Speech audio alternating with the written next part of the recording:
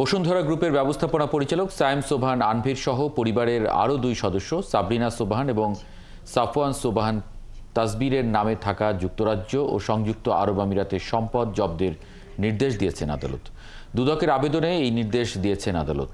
আরও জানাচ্ছেন মোহন ইসলাম। গেল 16 ফেব্রুয়ারি দুদক জানায় বসুন্ধরা গ্রুপের এমডি সায়েম সোবহান আনভির 30 লাখ ইউরো বিনিয়োগ করে স্লোভাকিয়ার নাগরিকত্ব নেন।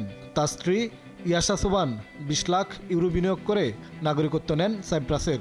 আহমেদ আকবর সোবহান ও তার স্ত্রী আফরোজা বেগম 2.5 লাখ মার্কিন ডলার বিনিয়োগ করে নাগরিকত্ব নেন ক্যারিবীয় অঞ্চলের দ্বীপরাষ্ট্র সেন্ট কিটস অ্যান্ড নেভিসে। এছাড়া আহমেদ আকবর সোবহানের পরিবারের 8 সদস্য বিভিন্ন দেশের 19টি কোম্পানিতে বিনিয়োগ করেছেন বলে জানায় দুদক। বিভিন্ন গণমাধ্যম থেকে জানা যায়, যুক্তরাজ্যে বসুন্ধরা পরিবারের হাজার কোটি টাকার 26 সম্পত্তি রয়েছে।